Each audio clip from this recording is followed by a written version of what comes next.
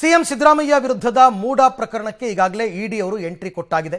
ಇಡಿ ಅವರು ಇಸಿಐಆರ್ ಕೂಡ ದಾಖಲು ಮಾಡಿಕೊಂಡು ವಿಚಾರಣೆಯನ್ನ ಈಗ ಆರಂಭ ಮಾಡಿದ್ದಾರೆ. ಆದರೆ ಮುಖ್ಯಮಂತ್ರಿಗಳ ಆಪ್ತ ವಲಯಕ್ಕೆ ಈಗ ಸ್ವಲ್ಪ ಆತಂಕ ಶುರುವಾಗಿದೆ.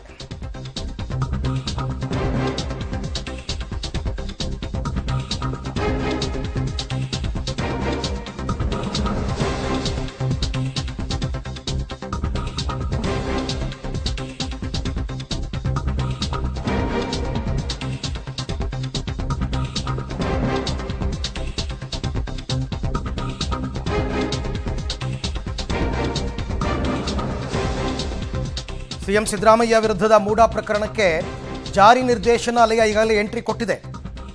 ಸಿದ್ದರಾಮಯ್ಯ ಸುತ್ತಮುತ್ತಲಿನವರು ಮತ್ತು ಆಪ್ತ ವಲಯದಲ್ಲಿ ಈಗ ಆತಂಕ ಶುರುವಾಗಿದೆ.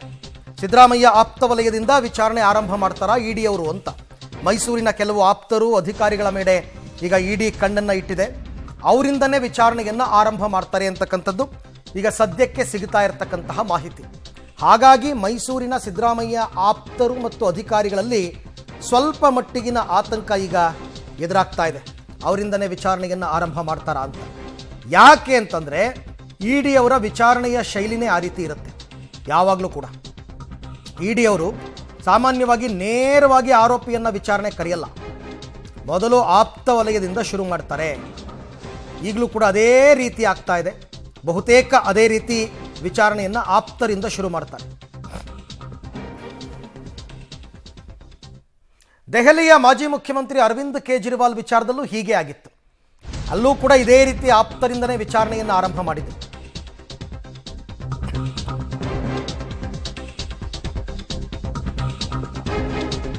ದೆಹಲಿ ಮಾಜಿ ಸಿಎಂ ಅರವಿಂದ್ ಕೇಜ್ರಿವಾಲ್ ಪ್ರಕರಣದಂತೆಯೇ ವಿಚಾರಣೆ ಆಗುತ್ತಾ?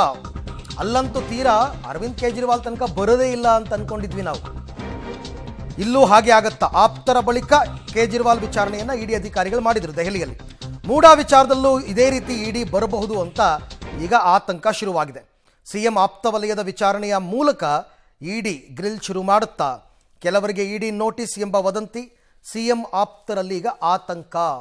ಕೆಲವರಿಗೆ ಇಡಿ ಅವರು ನೋಟಿಸ್ ಕೊಡ್ತಾರೆ ಅಂತಕ್ಕಂಥದ್ದು. ನೋಡಿ, ಆರೋಪಿಗಳು ಅಥವಾ ಆರೋಪಿಗಳಿಗೆ ಸಂಬಂಧಪಟ್ಟವರ ವಿಚಾರಣೆ ಮಾಡಬೇಕಾದ್ರೆ ನೋಟಿಸ್ ಕೊಟ್ಟು ಕರೀತಾರೆ. ದೂರುದಾರರಿಗೆ ಸಮನ್ಸ್ ಕೊಡ್ತಾರೆ. ದೂರುದಾರ ಸ್ನೇಹಮಯಿ ಕೃಷ್ಣನ ವಿಚಾರಣೆ ಕರಿಬೇಕಾದ್ರೆ ಸಮನ್ಸ್ ಕೊಡ್ತಾರೆ, ನೋಟಿಸ್ ಅಲ್ಲ. ಸಮನ್ಸ್ಗೂ ನೋಟಿಸ್ಗೂ ತುಂಬ ವ್ಯತ್ಯಾಸ ಇದೆ. ಸೊ ಇಲ್ಲಿ ಆಪ್ತರಿಗೆ ನೋಟಿಸನ್ನು ಕೊಡುವಂತಹ ಮಾಹಿತಿಗಳು ಈಗ ಲಭ್ಯವಾಗ್ತಾ ಇದೆ. ಹಾಗಾಗಿ ಸಿದ್ದರಾಮಯ್ಯ ಆಪ್ತರಿಗೆ ಈಗ ಸ್ವಲ್ಪ ಮಟ್ಟಿಗಿನ ಆತಂಕ. ಅಯ್ಯೋ ಬಂದಿದ್ದು ಬರಲಿ ಎದುರಿಸೋಣ ಅಂತ ಕೆಲವರು ಭಂಡ ಧೈರ್ಯ ಮಾಡ್ಕೊಂಡಿರಬಹುದು, ಇಲ್ಲ ಅಂತಲ್ಲ. ಬಟ್ ಆ ಪರಿಸ್ಥಿತಿ ಅಂತೂ ಇದ್ದೇ ಇದೆ. ಈಗ ಈ ಎಲ್ಲ ವಿಚಾರಕ್ಕೆ ಸಂಬಂಧಪಟ್ಟಂತೆ ಮತ್ತಷ್ಟು ಮಾಹಿತಿ ನನ್ನ ಕೊಲೀಗ್ ಸುಕೇಶ್ ಅವರಿಂದ ಪಡೆಯೋಣ. ಸುಕೇಶ್, ಈಗ ಇಡಿ ಅವರ ವಿಚಾರಣಾ ಶೈಲಿನೇ ತುಂಬ ಡಿಫ್ರೆಂಟ್ ಆಗಿರುತ್ತೆ. ಆರೋಪಿಗಳನ್ನು ಮೊದಲಿಗೆ ಅವರು ಟಚ್ಚೇ ಮಾಡಲ್ಲ, ಬೇರೆ ಬೇರೆಯವ್ರನ್ನೆಲ್ಲ ವಿಚಾರಣೆ ಮಾಡ್ಕೊಂಡ್ಬರ್ತಾರೆ, ಕೊನೆಗೆ ಆರೋಪಿ ಹತ್ರ ಬರ್ತಾರೆ. ಇದು ಅರವಿಂದ್ ಕೇಜ್ರಿವಾಲ್ ಪ್ರಕರಣದಲ್ಲಿ ಸಾಬೀತಾಗಿತ್ತು.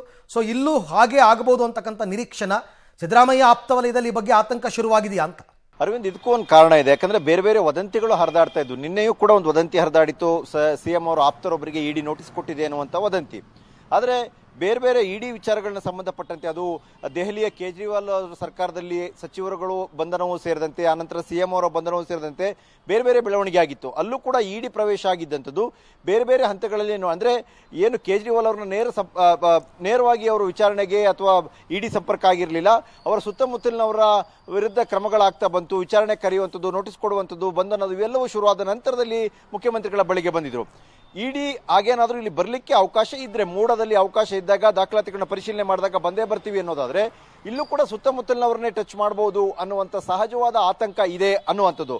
ಅದು ಅಧಿಕಾರಿಗಳಿರ್ಬೋದು, ಜನಪ್ರತಿನಿಧಿಗಳಿರ್ಬೋದು, ಯಾರೇ ಇರ್ಬೋದು, ಮುಖ್ಯಮಂತ್ರಿ ಸುತ್ತಮುತ್ತಲು ಇರುವಂತರು ಅಥವಾ ಮೂಡಕ್ಕೆ ಏನಾದರೂ ಸಂಬಂಧಪಟ್ಟಿದ್ದರೆ ಆ ಮೂಲ, ಯಾಕಂದ್ರೆ ಕೇವಲ ಇದೊಂದೇ ಪ್ರಕರಣ ಅಂತಲ್ಲ, ಎಲ್ಲ ವಿಚಾರಗಳನ್ನು ಒಳಗೊಂಡಂತೆ ಬರ್ತಾ ಇರೋದ್ರಿಂದ ಸಹಜವಾಗಿ ಆ ರೀತಿಯಲ್ಲಿ ಬಂದು ಪ್ರವೇಶ ಮಾಡಬಹುದು ಅನ್ನುವಂಥ ಸಹಜವಾದ ಆತಂಕ ಇದೆ ಅನ್ನುವಂಥದ್ದು. ಬೇರೆ ಬೇರೆ ರಾಜ್ಯಗಳಲ್ಲೂ ಕೂಡ ಇದೇ ರೀತಿಯ ಬೆಳವಣಿಗೆ ಆಗಿರೋದ್ರಿಂದ, ಇಡಿಯ ಕಾರ್ಯಾಚರಣೆ ಶೈಲಿ ಅದೇ ರೀತಿ ಇರೋದ್ರಿಂದ ಸಹಜವಾದ ಒಂದು ರೀತಿಯ ಆತಂಕ. ಯಾಕಂದ್ರೆ ಕೆಲವು ವದಂತಿಗಳು ಕೂಡ ಬರ್ತಾ ಇರೋದ್ರಿಂದ ಇದೇ ರೀತಿಯಲ್ಲಿ ಬರಬಹುದು ಅನ್ನುವಂಥ ಆತಂಕದಲ್ಲಿ ಸಿಎಂ ಆಪ್ತ ವಲಯ ಇದೆ ಅನ್ನುವಂಥ ಮಾಹಿತಿ ಕೂಡ ಸಿಗ್ತಾ ಇರುವಂಥದ್ದು. ಅರವಿಂದ್, ರೈಟ್, ಥ್ಯಾಂಕ್ ಯು ತಮ್ಮ ಎಲ್ಲ ಮಾಹಿತಿಗಾಗಿ ಸುಕೇಶ್. ಇರಬಹುದು, ನಿನ್ನೆ ಒಂದು ರೂಮರ್ ಹರಿದಾಡ್ತಾ ಇತ್ತು ಸಿದ್ದರಾಮಯ್ಯನವರ ಆಪ್ತರೊಬ್ಬರಿಗೆ ನೋಟಿಸ್ ಕೊಟ್ಟಿದ್ದಾರೆ ಅಂತ. ಸೊ ಹಾಗಾಗಿ ಈಗ ಈ ಪ್ರಕರಣದಲ್ಲಿ ಯಾರ್ಯಾರು ಭಾಗಿಯಾಗಿದ್ದಾರೆ ಅವರಲ್ಲಿ ಸ್ವಲ್ಪ ಮಟ್ಟಿಗಿನ ಆತಂಕ ಶುರುವಾಗಿದೆ.